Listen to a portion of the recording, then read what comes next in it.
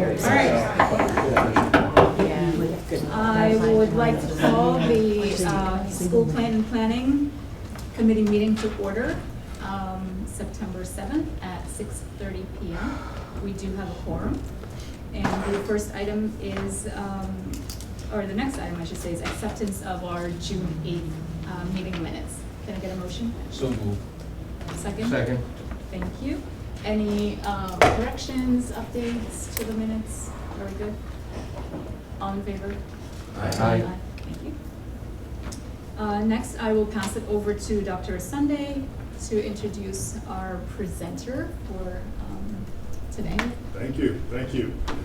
It's good to be back and back doing business. I'm happy to hear that a lot of people managed to eat this week.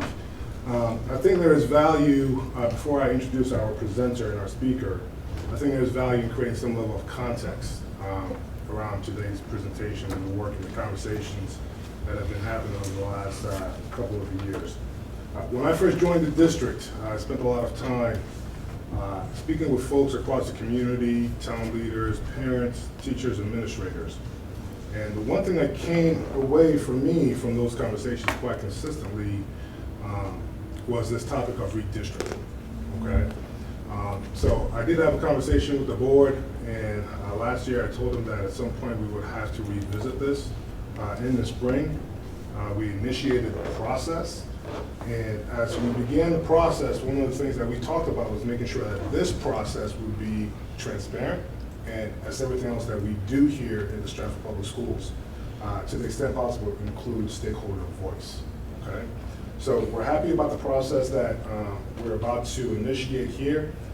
As my office engaged in the research, talking to other superintendents, doing our independent research, the one name that kept coming up was the SLAM Collaborative, okay?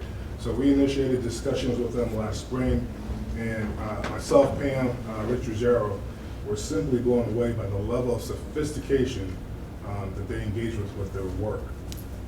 SLAM, you'll see in a few moments, one of the most respected collection of design thinkers. And for us here, the way they're going to look to support us is by conducting an existing conditions assessment to evaluate our capacity to move boundary lines or potentially consider redistricting. I think it's important for our taxpayers and our stakeholders to know that SLAM's only role as they go through this project is to make a set of recommendations that will come to this committee and subsequently to the Board of Education. That is their primary charge. But we felt good. They have worked with other communities that have similar characteristics to Stratford, specifically I think Groton, Bristol, and our neighbors across the way. Most recently they've done some work with Fairfield. So in a few moments I will introduce our patiently waiting presenter, Mr. Pat Gallagher. He was a planning manager with SLAM, and he'll give us a project overview, and then we'll carve out some time for Q&A from the committee. We also have the full district administrative team here who might be able to respond to questions that are specific to our school system. I think it's also, lastly, it's important to note that the scope of their work will largely be centered on our elementary schools, okay? So without further ado, it's my pleasure to introduce Mr. Pat Gallagher. Pat, welcome to Stratford Public Schools. Thank you for having me tonight. Thank you for that introduction, Dr. Sunday, and nice to see you all. Let me share my screen. And I have just a couple of slides just to give a little bit more detail on our process. As Dr. Sunday said, my colleague Mike Duba and I, we've been working together for about 10 years now, and one of our main focuses is school planning, so demographics, capacity studies, redistricting studies, and the like, and we're based in Connecticut. So we've had a lot of experience working in similar communities, facing similar challenges to you all. And we're joined by our full suite of architectural services in-house, so we're actually within the collaborative education studio. So in addition to our planning services, we have kind of a full suite of professionals that we can leverage if questions arise during the process that may require a different level of expertise. And this map here just shows some of the communities that we've worked in just in the last 2 years, highlighted in blue. The main body of our work is really in Fairfield County. So we have a lot of good information on your communities as well that can help inform this process. So we've really broken this project up into 3 phases, running us through about the early springtime of next year. And our first phase is really about understanding your enrollment trends and where the community is going and where we see enrollments going over the next 10 years. Whenever we undertake a redistricting process, we want to make sure that those boundaries are long-lasting and reflect not only your enrollment today, but your enrollment in 10 years. And so we have a process where we do a deep dive on community trends, looking at housing, demographics, future housing development, and then that helps inform our enrollment projection model, which is district-wide as well as for individual schools and individual grades. And really a cornerstone of our process is neighborhood level analysis, so understanding some of those trends that are happening within specific neighborhoods within Stratford. Phase 2, which is running largely concurrently with phase 1, is a capacity and utilization study. As Dr. Sunday mentioned, our focus is on the elementary schools, and our goal for this task is to understand space needs and building use at each of your elementary schools. So we're already underway with this process. We have your building leadership completing floor plan markups for us to help identify how space is currently being used. And then once we have some follow-up conversations with them, we'll be developing capacities for each of your buildings. And capacity will not only take into consideration your grade level instruction, but also any district-wide programs, special ed, for example, that you may have in any particular building. And so we'll be developing capacity that factors in all of those other programs as well as meets those enrollment needs. The utilization component basically just compares the projected enrollment for a building with the capacity of a building.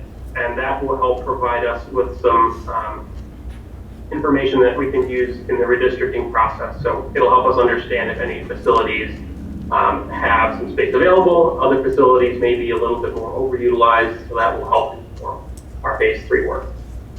And our phase 3 is our redistricting planning. And this will start kicking off once we start wrapping up our fact-finding phase 1 and phase 2 work. And I'll go through this in a little more detail, but it really comes down to establishing clear goals and objectives of what we're trying to accomplish as part of our redistricting plan. What are the outcomes that you as a board want to achieve?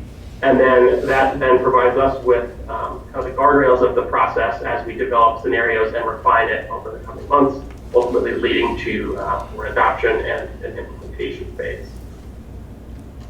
So our enrollment projections process, again, is really driven on understanding what's happening within your larger community. So we take a look at home sales, housing prices, future developments, demographic trends, births, and that all informs our enrollment projections. We like to develop a series of models, so high, medium, and low, that represent a range of what-if outcomes, knowing that trends are difficult to forecast over a 10-year period. We have some greater certainty in the near future, but 10 years out, having that high, medium, and low range helps you as you make your decision on what the best next steps are for the district.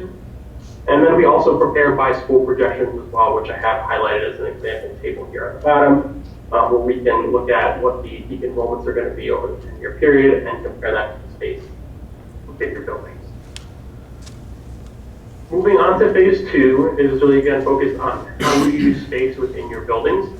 What we really focus on here is your full-size classrooms, and that typically will factor in your grade level instruction as well as a standard deployment of full-size classrooms for various support services and special education. So your arts, your music, any special education rooms that are required in every school, in addition to your district-wide special programs. We then can apply your district-wide loading levels and an efficiency factor, knowing that if you never want to plan to have every seat filled, we need to maintain a level of headroom. And then that will inform our utilization study and ultimately our redistricting options.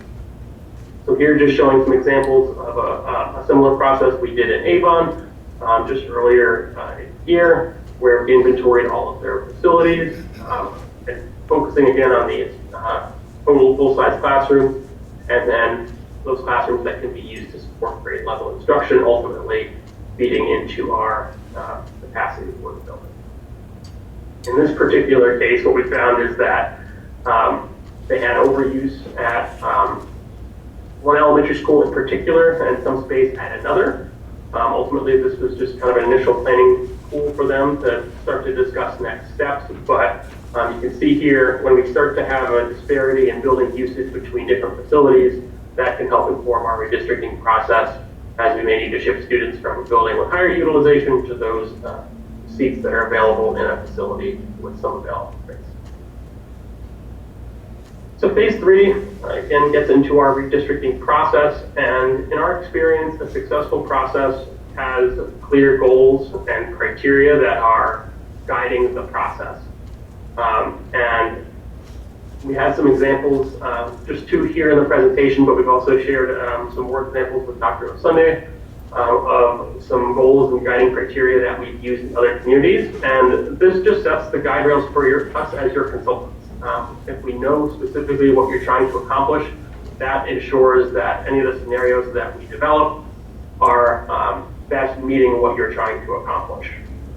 And we like to have some measurable metrics that we can use to evaluate each of the redistricting options that can help inform your decision-making process. And what we find is that oftentimes there is competing metrics and measurements. So we may be able to do well on one metric, but it comes at the expense of another. So I'll give kind of a classic example. Oftentimes boards we work with like to maintain that neighborhood school model. Most districts have that neighborhood school model. But when we're looking at enrollment balance, whether it be total enrollment, socioeconomic, demographic balance,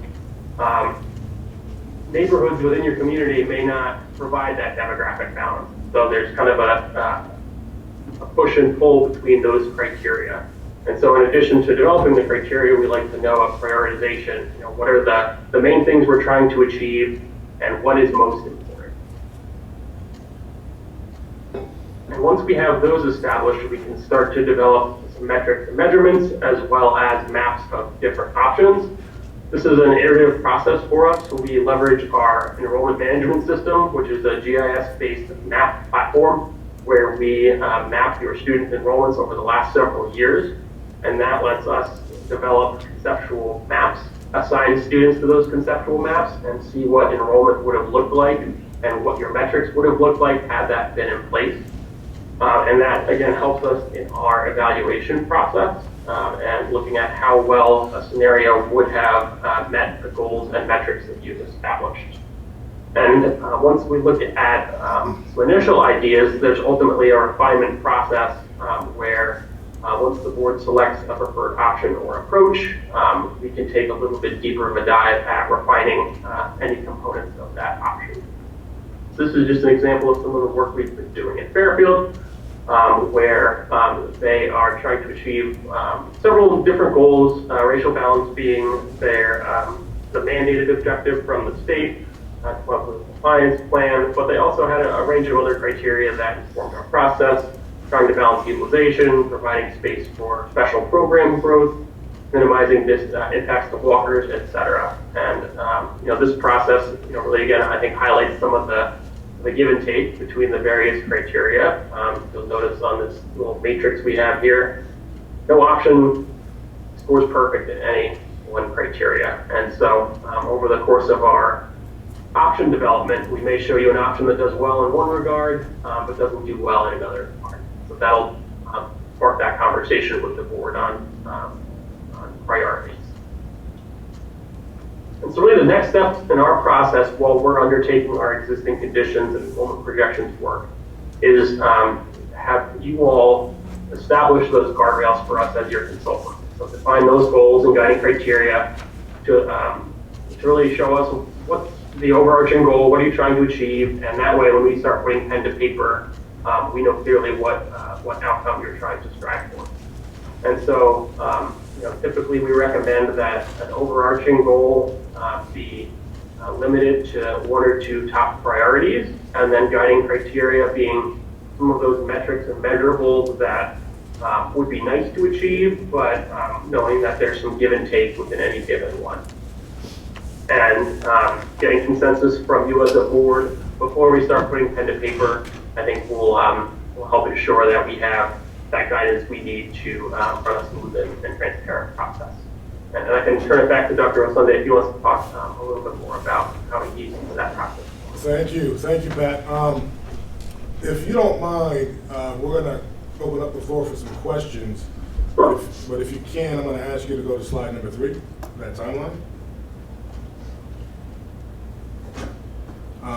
And again, there might be some questions that come up here in conversation that you may not be able to respond to, but I do have members of my Board of Education here and the committee, as well as members of the district administration. So I will send this back to our chair and open up the floor for questions. Thank you. So does anyone have any questions for Pat regarding the presentation?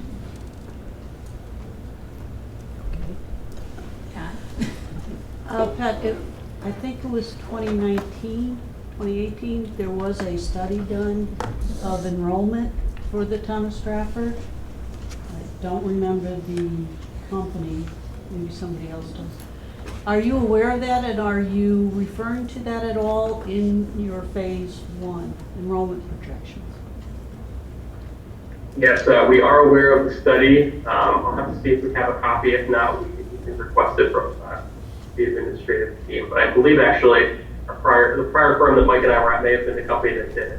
So I'll have to double check with Mike. I thought I recognized the Maloney McBroom logo. Yeah, okay, it was Maloney McBroom was our prior firm, so yeah. So, It's 5 years ago. It was time flies when you're having fun. Our time stopped in the global pandemic. That too. You know, I want to go back to that other piece, if you can, go back to that last slide about the guiding criteria. One of the things that is important to us here in Stratford is this idea that we want as many voices included in identifying the priorities as we take on big projects like this. I do have some internal conceptions of how I want to aggregate voices with the board, with this committee, but also our stakeholders who are at home around some of the priorities that we can provide back to you all to help shape and customize your work specifically for Stratford. And I'll invite Ms. Mangini to speak here quickly, but there are probably a few non-negotiable criteria that have to be at the front of this work. And chief amongst that is racial balance, right? So Ms. Mangini, can you give not just the committee, but also our families at home, our taxpayers at home, just a quick 30-second overview of what racial balance is and where it comes from? Certainly. There is legislation by the state of Connecticut that requires us to be racially balanced amongst our schools. We get a report every year based on our October 1st enrollment numbers. And for the past few years, we have been pending imbalance at a couple of our schools. And it's really a challenge for us as we're placing students as we try to maintain the integrity of the neighborhood school concepts. So for many reasons, but particularly those reasons, we are really anxious to see what SLAM can do for us. When we underwent the presentation, they have such, as Dr. Osunde pointed out, such sophisticated software, and they themselves are so experienced in this that they are actually going to take a look at the neighborhood schools, trying to maintain that integrity and trying to keep us racially balanced at the same time, and really paying attention to those numbers based on the state reports. So I think we're heading in absolutely the right direction. I have a question. When does the state come in and make sure that we're reasonably balanced? Do they do that once a year? Or? Well, every year we do get a full report. And we, as I said, Franklin and Johnson currently are in pending imbalance, which means they're not there yet, but we're watching. And as we place students, particularly new students to the district, we remain very much aware of that. But it is an annual review. And if you don't follow what they ask, what is the penalty here? You are put on you have to create an entire plan on how to correct that situation. Good question. Anyone else? So where are you guys in the process? I know you had some timelines. August was, a start date. Where are you in the process now? Sure. So our enrollment projection work is underway with some historic data. We typically base everything on October 1st enrollment, since that's the official numbers that are reported to the state. So once we get that, we should be able to finalize that, in mid to late October. The phase 2 work is also underway. We've sent out the floor plans and questionnaires to all principals. I believe they're currently working on it, and anticipate that getting back to us hopefully in the next few days. Once we have that information, then we can start developing the capacity information. So you had talked about leadership questionnaires. Is that part of what helps you determine your direction, or what kind of a questionnaire is that? Yeah, so the questionnaires are focused on space usage within the building. So we ask the principals if certain spaces are adequate to meet current needs, whether they don't meet current needs, whether they meet needs today but might not in the future. And so that's typically broken out by academic classrooms, specials, special education, core spaces, and that helps us understand deficiencies that we take into consideration when developing the capacity. And how much of the teaching staff do you engage in that process? You talked about the principals, but are the teachers involved? Do they have some input into what they think would work for them, or what is their role in the process? I can't speak for how individual principals do their processes. I believe it went to them, and then if they want to involve others, I'm sure they could. But So I can take that, Pat. So part of this process is initially the gathering of the artifacts that goes to SLAM. Okay, so they do some internal things around artifacts that we provide to them, specifically data and infrastructure. The next part of this, and it goes back to what Mr. Gallagher touched on, was the idea of identifying criteria and priorities. That's where we want stakeholder voice. So internally, we'll develop a mechanism, and this process largely starts here with this planning committee, and then we'll ultimately involve the board as the last stop. But in between, there will be a structure that's put into place to solicit feedback and input from every stakeholder, whether it's students, teachers, and family. And then what we're hoping to do, because naturally we anticipate a host of individual submissions of what people identify as priorities, what we hope to do is reduce that to themes or overarching themes that we now send to Mr. Gallagher and Mr. Zuba as our criteria and our priorities. Obviously, if we send them a 27 bullet point criteria and priority, it makes the work infinitely complex for them. So we do want to find some overarching priorities and criteria.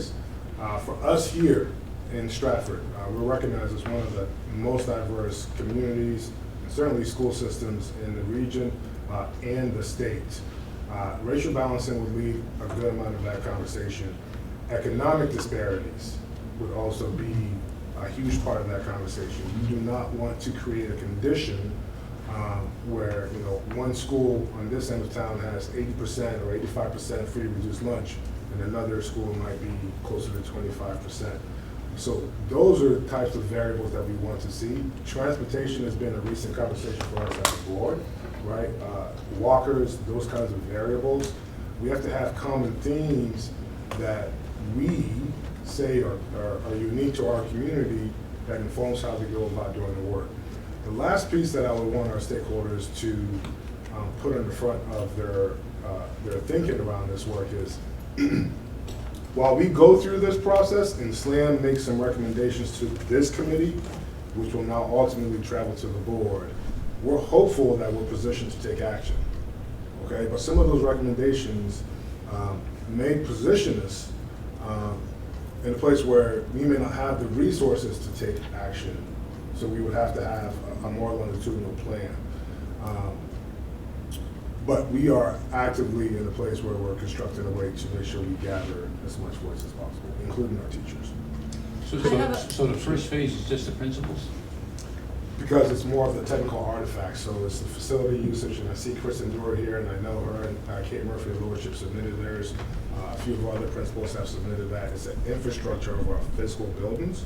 And then there are, you heard Mr. Gallagher speak about the GSI and that longitudinal data dated back 4 or 5 years.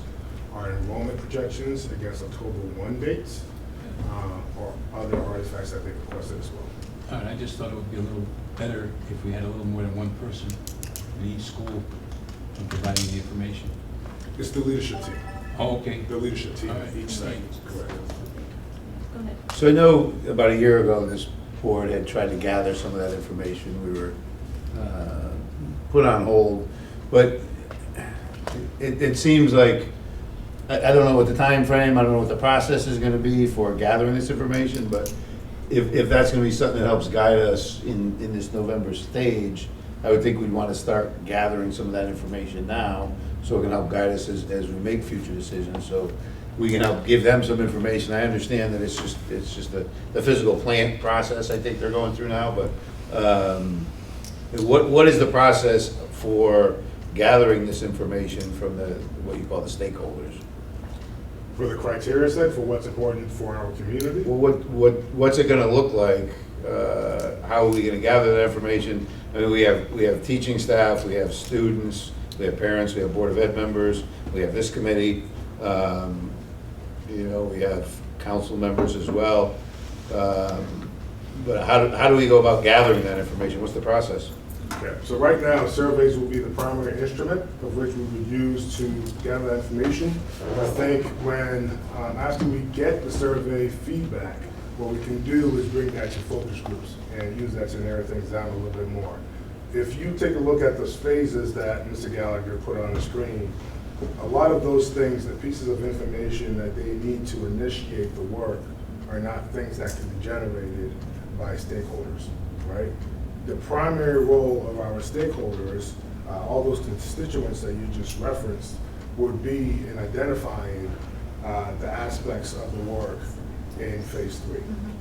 That's the primary role. But so when do we anticipate starting that process? Because if we wait to gather all the physical plant information and then don't start till November with the process, then we're another, you say November to February, but I think that process is gonna take longer just from, going through these type of things in the past, but, we have to create the surveys, we have to put them out, we have to get the information, we have to gather it, we have to bring it into a concise format, then we have to bring consensus to some extent. So it's a long-winded process. It would seem like now would be the time to start that type of a process. I know we had talked about 6th grade. Do we want to move 6th grade into the elementary school? And that is something we were going to do, but do we want to do it? And so they're all big questions. It's a big process. So it seems like by the time we get to November, we start that process, we got a big, huge gap between phase 2 and phase 3 before we get into any type of implementation or significant conversation about that. So maybe we could ask Pat what his experience has been in other districts, how long this process has taken there. Maybe we can reflect on some of those lessons ourselves So I and think figure it a out. question for Mr. Gallagher would be the data collection from, our input, community input, stakeholder input. When exactly does that start so that phase 3 that's taking place in November through February, where your team is building the different scenarios for us, when is the data collection starting in order to inform that process? So Or from the when community would it start? engagement- Yeah. Sure. So the community engagement side will be run through the administration, so I can let Dr. Sunday talk about potential calendar for But that. do you I will say that from our standpoint, it would be good to have that feedback before we start our redistricting options development. Certainly this November to February timeline is largely our technical work. It doesn't include the community engagement piece because that'll be undertaken by the administration, and I'll turn it over to Dr. Sunday. Thank you, Pat. Thank you for that, and that's exactly what I was looking to communicate. The stakeholder contribution piece is something we can initiate right away, okay? By designing the surveys and over the next month and a half to 8 weeks, create the space for focused conversations with focus groups. And then ultimately, if you're taking a look at this timeline, to be honest, it's not an overly involved process. I think the topic of redistricting is a high-profile topic for our community. I think we're going to hear a lot of good voices and a lot of good contributions towards what people want to see happen. If we are able to get this information to Mr. Gallagher and Mr. Zuba before Halloween, I think they would be adequately positioned to begin phase 3 of their work. Now, Mr. Hendrick, I listened to you as you were talking about the timeline, and I do want to remind our viewers at home, and I do want to remind this committee and the board as well, SLAM's primary responsibility is to provide this committee with a set of recommendations. It does not guarantee that we will automatically be positioned to implement. Okay, there's another layer of this. The Board of Education has to be able to receive the recommendations as it is moved forward from this committee, and we have to be able to assess our capacity to implement any of the recommendations. If the capacity is not there, then we have to have a conversation as a community based on this study about when we can actively move in the direction of implementation. So just, again, just to follow up on my line of questioning, you're saying Halloween, so we're gonna create the studies. I mean, I would create the questionnaires. I'd like to see this board involved in those questionnaires and in the implementation process. So we're gonna create those surveys. We're gonna get them out. We're gonna bring the information together. We're gonna consolidate it. We're gonna come to a consensus here. We're gonna make a recommendation to the Board of Ed, and the Board of Ed is gonna refine those goals and come up with a game plan, so to speak. And we're gonna do that in 6 weeks. We're going to do that over the next 2 months. We have the capacity to do that. But I also want to go back to one of the things you're sharing, Mr. Hendrick. I think Well, Halloween's about 6 weeks away. So. Sure. But we haven't even started that process, and this committee's been talking about this for a year. And back a year ago, I laid out a timeline, which everybody thought I was being ridiculous, but it took us right to where we are now, where we're just getting the process started. And a year ago, we could have had this thing going and moving. And so the wheels of government take time, and it seems unrealistic. The great part would be is when they finish their phase 2, we have that all that information. Not we start to gather it then, and it seems like we are way behind. How long have you been working in Fairfield? How long has that process taken? If we picked it off, I think our first presentation to the board was in June. So we've been working there for about 3 months. I think we started some of our technical work before that, probably in the springtime. So you've been there about, what, 9 months now? 3 months. Is that? I'm not sure when I think we started sometime in the spring, but I don't have the date. So about 9 months. So. here's what I would say though, and Mr. Hendrick, Yeah. here's what I would say. Spring, This summer. firm are experts at what they do. We're not the first. July, August, September. Stratford is not the first community to work with this firm. They're comprehensive in their work. They laid out a timeline. The process of aggregating input is not as complex as you state. I do believe, and I will state a concern to this committee, because I think there's perhaps a misconception in how you see the role of the committee in aggregating the data specifically from the survey, right? If there is to be input on how the survey is constructed, specifically the questions, that's absolutely fine. We can do those things. But if there has to be a more deeper involvement of this committee, I would recommend to this committee that a lot of that is centered on the focus groups, right? But when we take a look at the timeline, and I don't have any kind of conceptualization of the timeline you're speaking to about last year, because that's the board, we had this conversation while you were investigating the capacity for 6th grade. That had nothing to do with redistricting per se, other than that it might have an impact. That was part of the questioning that went along with it. Sure. There was But a it's not- multifaceted. But it's not a detailed plan anywhere close to what we are being presented with today or the work that SLAM has undertaken. This is a comprehensive plan that has longitudinal impact.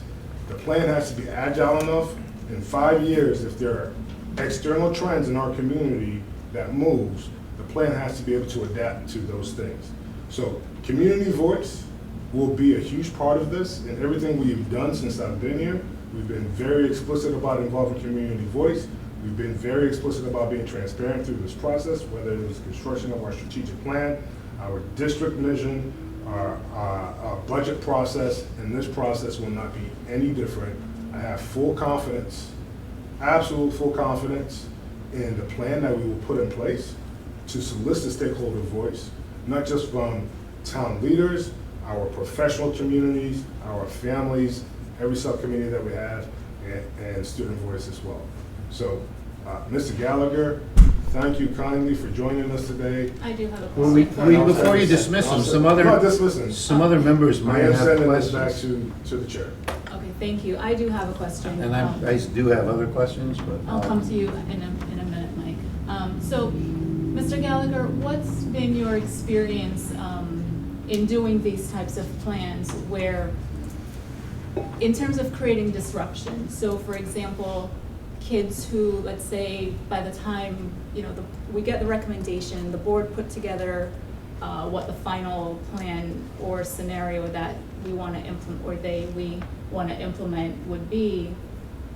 Do you make recommendations, or is it the administration who would come up with a plan to say, let's keep children who it's going to be their last year in, let's say, 6th grade. Let's not rip them and put them in the new school that the boundary lines have now assigned to them. Let's make sure they finish out their year at their current school. Like, do you guys factor those things in? Have you seen, have you experienced any of that in other plans that you work on or other districts that you work with? Sure, and I'll start by saying that that's always an administrative decision. Got it. So that's not something we provide any input on. We know that that's kind of an internal issue. I will say that out of the districts we've worked at, there's been many different approaches to implementation. Obviously, budget's a big consideration for that, and we're really a technical resource. So we're hopeful that whatever direction you want to go, we can provide the administration with the technical information that can help them evaluate their different implementation options and help guide that decision as well. Okay, thank you. Mike? So in some of the final stages, it says BOE establishes clear goals and guiding criteria. This committee responsibility is supposed to be an advisory board to the Board of Ed. If we're not involved in the question asking process, how can we know and confidently advise the council, or the Board of Ed, that the things that we think should be included are included in the process? If we're to give advice to the full board, how can we advise them if we haven't had our questions answered? How can we be sure that the information and the opinion that we're giving is based on a full in-depth scope of everything we believe that should be done? And me, as an elected member of the Board of Ed, would like to be a part of that process, because in the end, I'm going to have to make those decisions. And this committee was created to be an advisory committee to the Board of Ed and to participate fully in all these decisions and all these processes. And this is what we've tried to implement from the start. And I don't know why, and again, the speaker, Mr. Gallagher, said he'd like to have that information by November. I don't see it happening. Hopefully it will, but if it does happen, it's going to be a rush process, and to say it's not an in-depth process, it is. There's a lot of factors that go into it, and there's a lot of questions that need to be answered, and there's a lot of information that needs to be digested. And to do it in a thoughtful process will take time and our full involvement. So, if you don't mind me asking, Mike, for our listeners at home and for this committee, I want you to walk us through how you envision that happening through your perspective. Well, creating the question, being involved, like I said from the beginning, I wanted to be involved in the early conversations with Mr. Gallagher's team. As a board member, I think we should have been granted that privilege. That we have to create these questionnaires that you talk about. Well, what do they look like? What questions are we asked? We have questions here. We were appointed by the Board of Ed to sit on this committee to do that. So we should be involved in those questionnaires before they go out to ensure and to have some oversight in it. So when we digest the information, we know the information is what we're looking for, but also with the help of the administration and the leaders in the buildings and the staff in the buildings. So once we get that, it has to come back to us, because if we're going to advise the Board of Ed, we need to have a look at that information, we need to digest it, and put together our thoughts and pass them on to the full board, at which point the board will make the decisions, as it says up there. Very But good. if we wait until November. So Mike, give me a Mr. Henrik, timeline. please. Mr. Henrik, give me a timeline of how you see that playing out. Well- and please provide this committee with examples of questions that you would like to see. Well, then, let's have this committee. This committee is appointed, and we work through a majority.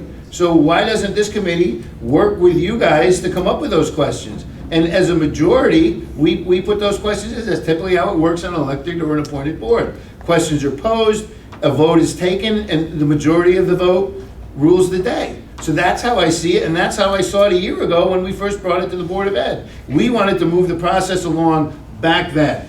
And we were dismissed, and we were pushed to the side, and now we're here, no further down the road than we were a year ago. Just a And so second. how I'm I would. just- okay. No, I've got the floor, and I'm answering his question. So that's how I would see it. You say transparency, and so do I. So let's make it transparent, get this board involved in the entire process, so when we advise the full board, we can speak from a position of knowledge, not from being told what to do So, by an Okay, so administrator. hold on one second before I take questions.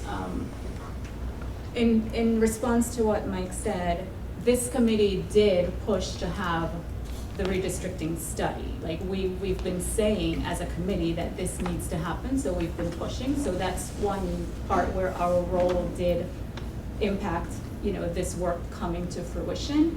I think earlier in part of this presentation, or maybe further back, when it said the survey was sent to the principals, I think it would be good if we, as a committee, saw what was sent to the principals, just so we're aware of that for ourselves. So that's just one piece there.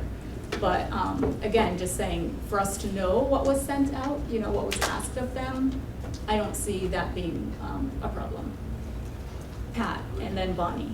Well, to Mike's point, two things. We already have a survey that we looked at a year ago. Now, again, it was on the 6th grade going to the middle school, but maybe some of the questions could be adjusted to, for the committee to agree to send out, along with the agreement of the Board of Education and schools administration. But also, to my knowledge, there's no reason why this committee can't meet more often than once a month. We could have a special meeting in 2-3 weeks and look at the questions, or a week or two, because I know a month will come along. We can start just having a working committee meeting in which we look at those questions and adjust them. So that, to Mike's point, we can try to move the process along quick enough to keep with this timeline. I don't see why we can't meet more often, that's all. I do have another question, but I want you to finish the subject matter. No, go ahead, if you want to. Or Bonnie, if you're on the same- Bonnie No, would be I next, yeah. think that covered it. Cover yours, okay, if you want to go with the next question. Because this is totally different. Okay. Okay. To Pat, within your scope of work, are you capable of making some recommendations for solutions to the criteria we develop that are not just around redistricting.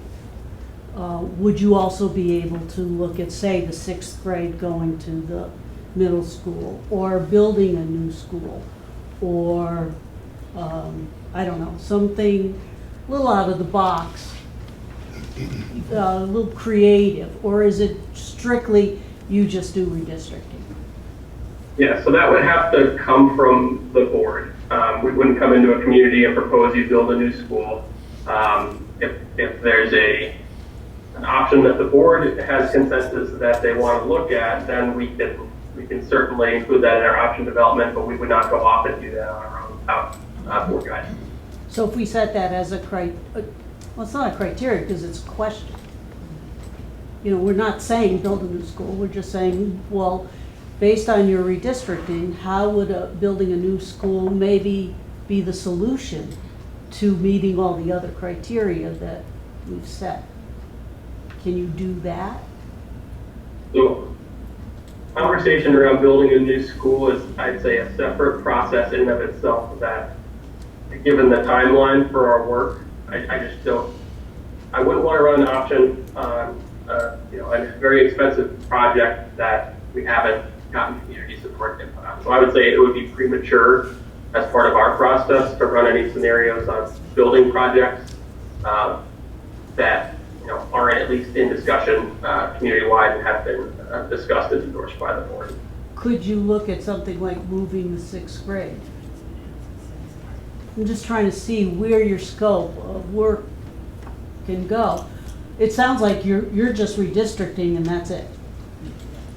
Am I Well, correct? they're creating scenarios, right? So once they collect all the data, they're gonna create different scenarios. One scenario could potentially be, right, like maybe moving 6th grade. Maybe Mr. Well, it doesn't Gallagher sound should like answer you're that saying yes to that. Do you have an answer to that question, Mr. Gallagher? We are not developing capacities for the middle schools as part of our scope. So if that's something that the board wants us to consider, we can certainly talk to Dr. Asunde about modifying our scope, but without knowing the capacities of the middle school. Pat, perhaps I can give a little bit more context. So, as you know, Stratford has 2 middle schools, where we have several large elementary schools. Okay? So, I can certainly connect with you offline on this, but one of the things that the conversation that Mr. Henrik was referencing, about a year ago, we started having this conversation about potentially shifting our framework and our model, because our middle schools are currently grade 7 and grades 8. So the notion of moving our middle schools out of our grade 6 out of our elementaries to potentially examine the potential to create a third. Is that something based on capacity of space utilization that could possibly be a scenario? So for example, if we set a criteria that we would like SLAM to examine potential to perhaps, given our existing facilities, create a third middle school. I'm sorry, move grade 6 into our middle schools, how would that play out? If that is a criteria we identify as a priority. So probably the top question for that is, do you have space in your 7th and 8th grade middle schools to accommodate 6th grade? And that's really comes down to having a capacity for those buildings and knowing what available space there is and is it adequate. Well, and one of the. Alan, hold on. I'm sorry. Alan Just had let me a ask 2 question. quick Yeah. questions. Pat, dovetailing off of your guys' ability to do modeling and create the GIS maps, once you've done the full enrollment analysis, how hard would it be for you to plug and play the 6th grade heads going into the 2 middle school buildings? It's certainly an option that we can look at. It comes down to making sure it works, right, from a space standpoint. I think that's that would be, from my standpoint, the number one piece of technical information that you would have to have before we would present that as an option. But if that's the direction the board wants to take, we can certainly discuss that with Dr. Sunday. Yeah, I see that as more of an appendix than an amendment question. And then the other thing I wanted to put out there is dovetailing off of the success I had from 2014 through 2022 in building Stratford High School. I think sooner rather than later, it's going to be very important to get people from the mayor's administration, the town council, and get them involved and make sure they know what's going on too. To me, one of the saddest things that could happen would be to get this plan put together and then have it sit on a shelf somewhere collecting dust for 5 years. Agreed. Well said. I think, Mike, Thank you. you have a question, but before I give you the floor, if I recall, the sixth grade discussion it came up as an option to relieve some of the stress in the elementary school, right? Because we went to neighborhood school and all of that. So it was a possible solution, not a, well, this is a model change that we want to do, et cetera, et cetera. So I get, yes, considering it as a potential scenario, but again, moving some of those lines that the kids where they live on and determining which school they should go, like that might also solve the issue. Yeah, well, my point was not just to look at sixth grade. Mhm. Are we able to look at building a new school? Options that maybe Yeah. we're not thinking Yeah. of, that in his experience may be a solution for us. Maybe we go back to magnet schools. I'm not making a judgment on what we should do. I'm just making sure that these ideas can be thought of Yeah. and considered and either accepted or rejected or whatever, so that we do all our due diligence. I think we should just stay with this redistricting. Stick Sit with the here for a year, redistricting, yeah. and we haven't moved forward, Yeah. we're about to now. And then that sixth grade can possibly fill into that part of the equation, but we gotta get redistricting done We before have we, to, before we even exactly. know what we can do with sixth grade. We gotta make sure redistricting is right, and then if we can move the sixth grade in, that's all well and good And for us. honestly, that's what's gonna help the teachers too, like we talk about Exactly. teacher input, like they have the overcrowded classes, they have, like, making sure those lines are reconfigured is going to be a big help to them, so. Go ahead. So when we started this process with this questionnaire, and I think it's beyond your scope, but we wanted to find out first and foremost, do we want to move the sixth grade into a middle school, right? And the reason why we came up with the questionnaire was to ask all the people, the entire staff from beginning to end, what their perception was of that question. And then we can figure out, do we want to do it? If we had done that question, then we could enroll this in. Do we want to include that in our scope? But now at this point, we don't even know if we want to do that. We don't know if it's better for the sixth graders and the other elementary schools to move them up, because we haven't gotten the input. So that's why we had set the timeline back then and created the questionnaire. I thought Mr. Gallagher said he could put that sixth grade Well, but proposal in there. yeah, but at this point, we don't even know if we want to do it, but that's why we had started the way we started when we did, was to find out, A, do we even want to do Yeah, it? so we're not there yet, Mike, so if he can give us the information with the sixth grade and redistricting, then we can make that decision. Well, but again, it's putting, in my opinion, just my opinion, it's putting the cart before the horse. Why do something if we don't know if we want to do it? Let's find out if we want to do it first, and then we can Well, incorporate. you saw how long it took us arguing discussing that sixth grade. Yeah. Our main issue here, I think, is redistricting. Let's get Well, that done but- first before. But it's a combination of both, and why redistrict this year and change the sixth grade next year? The intent of this committee was to do it. Well, that's why he said he can do that for us. Well, But again, going back to our discussion in this committee, am I wrong in that the idea around moving sixth grade was to alleviate some of the capacity issues? Yes. So then it wasn't a separate, like, well, let's try to change our model and move sixth grade into, the thought behind it was to create some relief. Well, there were two parts to it, but the other part was to create a better educational model. We did some research and found out that Stratford's one of the very few school districts in the state of Connecticut that still maintain the K through 6 model. Most have moved through the K through 5 model. And I think there's maybe 5 districts in there, but that's what started the process. We were asking questions, we were trying to get answers, but again, it was multifaceted. Will it help with the spatial needs at the elementary schools, and will it create a better educational environment for the elementary school kids and the sixth grade kids if we did move it? And if the question came back, no, we don't want to do it, then the issue's dead, we move on. But until we ask the question and get the answer, we don't know the answer. And that was the impetus behind us creating that survey was to find out, do we want to do it? But Pat's So gonna can be we able put to. that in there?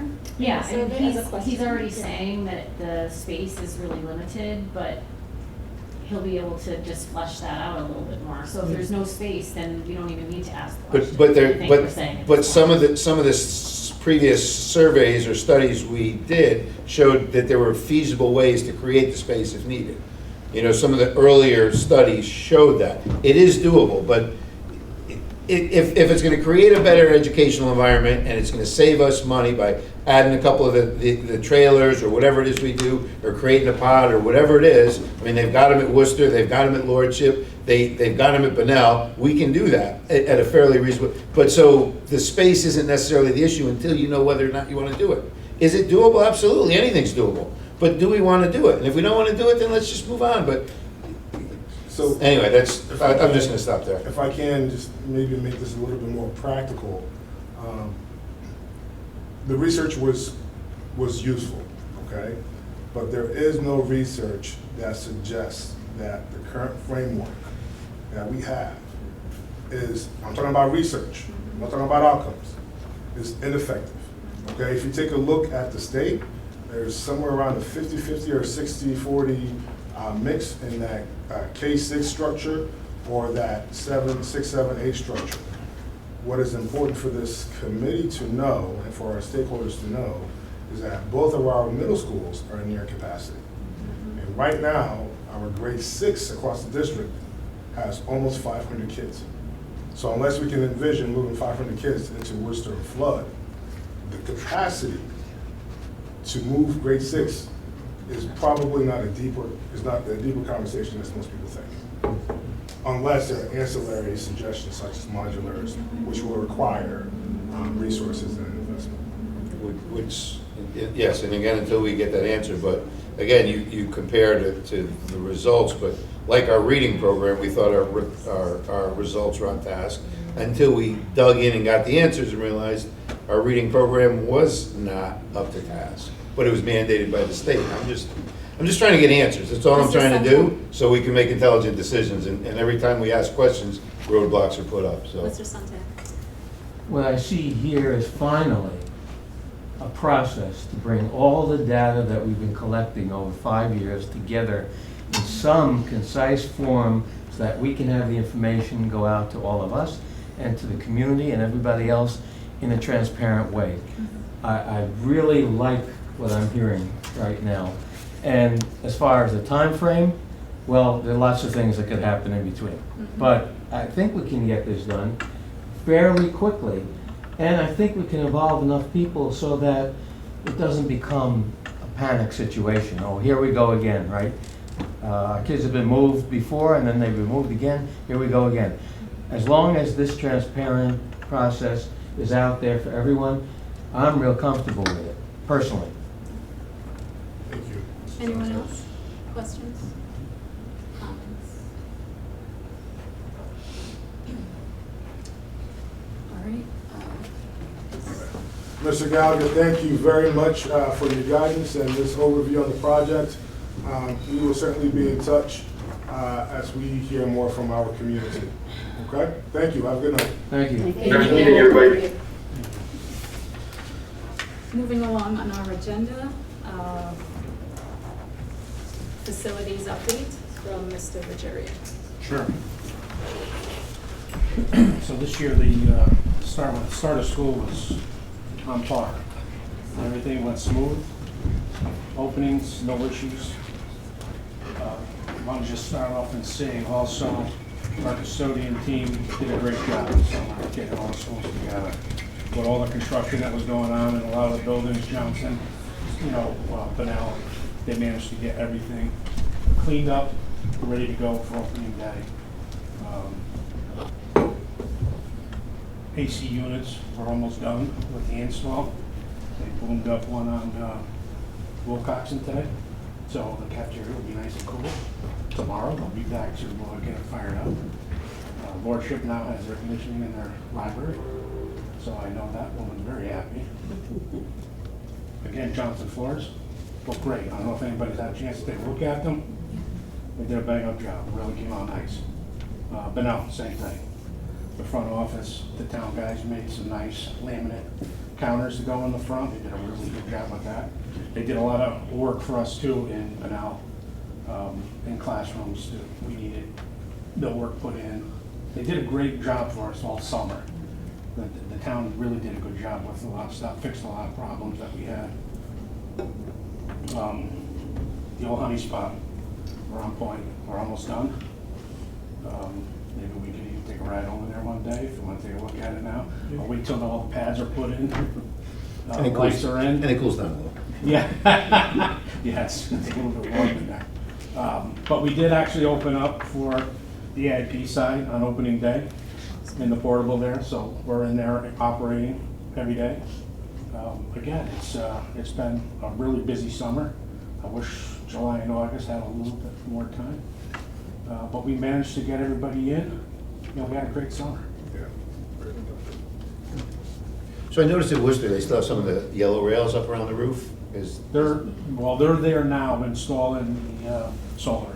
Okay. So the solar at Second Hill Lane is completed. They're not fired up yet. Then they moved from there, they went right over to, they're actually putting panels in now. Okay. They boomed everything up On Worcester? before school, yeah, and they're up there now. That's why the rails are up there, Thank you. yeah. You can see all their equipment in there. Thank you for that update. Do you have any update on the capital improvement plan? At this point, no, I don't. Moving on, Just- questions? Are you guys working on the capital improvement plan, or?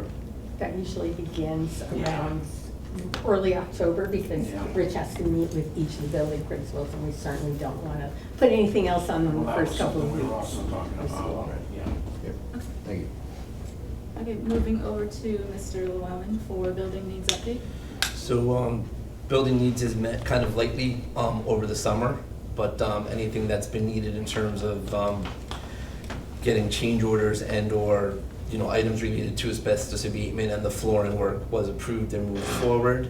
We were supposed to meet Monday night, that didn't happen, but I understand that, I think there's 2 change orders and 3, photovoltaic solar projects that are all gonna go directly to the town council Monday night for their meeting, and I don't see any reason why those won't get moved upon and acted upon favorably. And the only thing I wanted to follow up on is there a status update on the Board of Ed going through the CGO 49F process for Stratford High School? We are still waiting. We cannot complete that process until all invoices are paid. And the last time we reached out to the town and CES, they were not. I mean, CREC, I'm sorry. They were not yet. Okay. What is that process? What is that, CGO 49? So it's the final document that's filed with the state that says that the project's been 100% complete, accepted by the Board of Ed, and all of the work that was shown on the drawings is put into use, and, essentially it's that the project's done. And it sort of is a parallel process to what the town side does through the Building Needs Committee, and then doing their own final closeouts on the town side. One of my concerns was just that I know that there are elected members of this current board who had exposure to the Stratford High project while it was still under construction. And, my just concern is that if there's questions later on, or people start opening things up, asking questions, when there's 8 years of paperwork and $126 million in cost in play, could get interesting. So that's why I'd like to see the sort of final paperwork and closeout get accomplished now, while there are people here who are aware of what happened. I'll just add that we are in contact with the town on this because I know they're anxious as well. Until that audit from the state is complete, they don't get their final payments either. So- Exactly, so I'm having this conversation with both ears. Okay, and we'll reach out again to Ms. Savo. Thank you. No, I've been in contact over the last 2 weeks with people from CREC, and it's kind of gone even to the hierarchy at CREC now, and they're having some of their internal consultants kind of look into things and just make sure that they're in a position to move forward. Right. On the bright side, for everyone to know, within Turner's GMP, there's several $100,000s of unused allowances. So in this closeout process, we're actually going to recoup some money. Any questions on the building needs report from Mr. Llewellyn? All right. We have no old business, no new business. From a next step, oh, go ahead. A question, I think it was May, maybe it was April, we had an individual, sat right here, actually, to look at the facilities.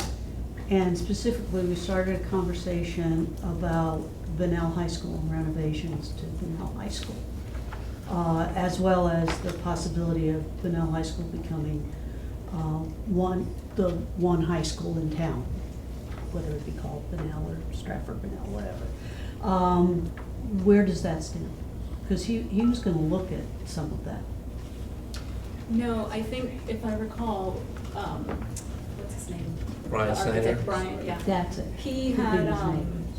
he said that would be something we, as a board and, you know, committee would need to discuss among ourselves if that's even something we wanna explore. And his recommendation would be to do a study, a feasibility study, to see if the property, you know, if you built a new, let's say you did two, you know, Yeah. merged the high school on that property, is the capacity there for it? If you went to, like, he said, I think we threw out Stratford High being maybe the one middle school, he said a feasibility study would need to be done there as well. So that's something the board would need to, you know, discuss on whether we wanna explore that as well as the committee. So Janice, one Go thing ahead. that I think it would be a good suggestion is as part of we go through this process with SLAM and have a consultant on board, what they can do with the modeling and the GIS mapping is very powerful. And we should start creating kind of like appendix questions. One middle school, one high school, moving sixth grade to middle schools. Because once they go through this level of layered data analysis, I don't think it's gonna be too difficult for them to just start moving pieces around with the Down the models line, and yeah. hit save, and then do this scenario and hit save, and then do a one high school scenario and hit save. So I think if we just kind of collect these things and even make an appendix or kind of a back of the book for SLAM, we might be able to, while we have a high quality consultant on board, you know, get an array of questions answered. So I think Dr. Sunday, one, we would need to find out if that sort of work beyond redistricting is something they, you know, are experts at. We would also need to understand what the scope is, because they've now been engaged, so, you know, I'm sure there's a contract in place. Would we need to amend that contract? Do we have budget for that? How much would it, you know what I mean? Like, we would need those things answered, as well before we. So just to kind of, I think some of what Mike was saying before too, for me, this is the fourth time in 8 years I've heard someone mention a population study. And so that's why I'm thinking, while we have, Yeah. I've done some research on SLAM's people that are on LinkedIn, and I kind of view them in terms of this redistricting question, they are probably like the go-to consultant of choice right now. So while we have a professional of this caliber, if they need something extra to give us the answers to the other questions, there's gonna be no better time to get this done than now. Because I don't wanna answer a question once this process is done and have another consultant come in and want another $25,000, $30,000, $40,000 for another population study. Let's just take this horse and ride it until every bit of the race is over. I'm really happy. Can we fine tune those questions and then have Dr. Sunday reach back out to SLAM, so, you know, and maybe modify the scope before it's too early? I'm really happy you framed it that way, Alan. They are good. We did that research, and I think we have an outstanding firm who's gonna help guide our work as a community. And I think it's very important that we don't scare them away. Okay? I would encourage everyone to go onto LinkedIn and read Mike Zuba's profile. It's public, it's very detailed out, it's kind of broken down, it's almost bullet pointed in his description of what he does and what he's doing at SLAM. It was very reassuring to see that, you know, there are some other consultants that I know who sort of, they offer this redistricting as a service, not with SLAM. These are redistricting guys. This is what they do. This is not a hobby for them. I think that's a good idea, Alan. I think all the things that have floated around this table over the last 5 years, If we could make just a list of that, because they came up for a reason, right? And not put them down, not worry about the obstacles to that actually happening, but just make the list so we have it. And if there comes an opportunity to do it, we can do it. Obviously, it's got to clear with the board, but I think that's a good idea, because I've been kind of confused by everything that's come up over time and then gone nowhere. It's been piecemeal. Yeah, Right? And piecemeal. one of the things we've talked about as a board and as a school system is making sure that things are coherent. And part of this process with our new vision of what we want to see happen is also looking at some of the past historical things, to your point. So we're trying to piece it together, and we believe that SLAM is the right group to shepherd us through this process. So, as with every meeting, we need to come away with what we're gonna be doing. I wanna make sure we're clear on that. So let's, maybe through email, we send our questions together, compile those.